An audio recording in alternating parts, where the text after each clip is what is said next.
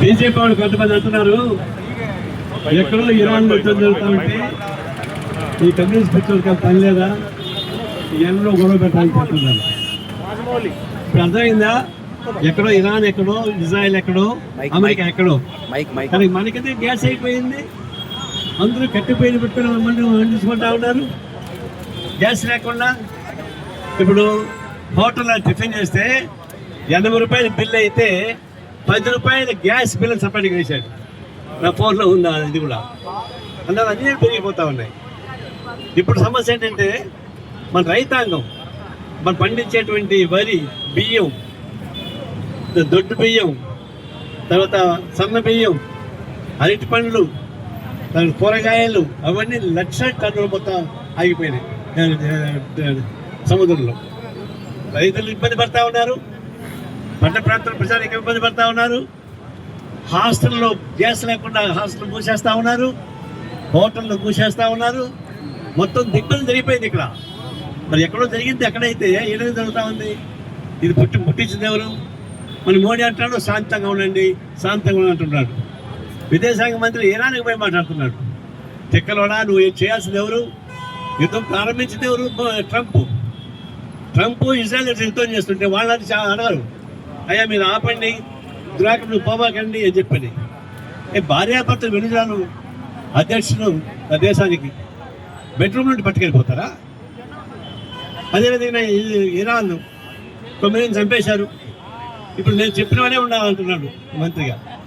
వాళ్ళ దేశాన్ని వాళ్ళ ఇష్టం. అమెరికా నిన్ను కూడా మేము చెప్పాలా, ట్రంప్ ఉండకూడదు, పిచ్చోడు అని చెప్పేసి అని ఆ దేశమే పొడించుకుంటారు. ఇది కేవలం అమెరికా స్వార్థంతో ప్రపంచంలో ఉన్నటువంటి ఆర్థిక సంస్థ మొత్తం స్వాధీనం చేసుకోవడానికి, ఆయిల్ ముందు కొంత కంట్రోల్ చేసుకోవడానికి అన్ని దేశాలు నాకు దోత్సాహం కావాలా. నిజాం చెప్పేవాడు బాంచదొర అని. దానికన్నా మించి ప్రపంచం అంతా నాకు బాంచదొర అని చెప్పి అనుకుంటున్నాను. ఇది మొత్తం మానవ వికాసానికి నాశనం జరుగుతూ ఉంది.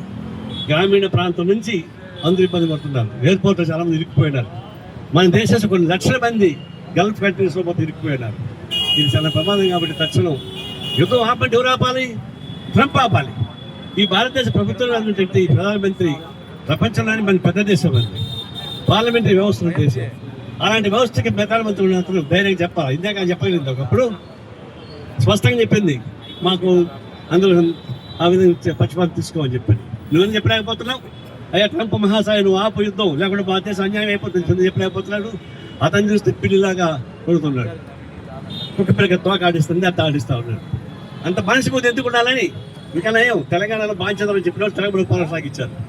దానికన్నా ఘోరమైనటువంటి వాయిస్ మన ప్రధానమంత్రి తీవ్రంగా ప్రధానమంత్రి ఖండిస్తున్నాం.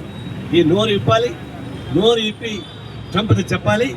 మరి ప్రపంచంలో అన్ని ఆదర్శంతో చెప్తాడు మన చంద్రబాబు నాయుడు. ఆయన ఏం చేస్తున్నాడు? ఆయన ఏం చెప్తే అది మోడీ అన్నారు కదా, మోడీ మరి ట్రంప్కి చెప్పాలి కదా.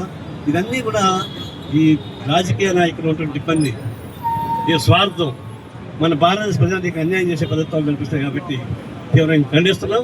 ప్రపంచ శాంతి కావాలంటే ట్రంప్ యుద్ధాన్ని ఆపాలి. అట్లనే సాధ్యం అవుతుంది. దాన్ని మేము డిమాండ్ చేస్తా ఉన్నాం.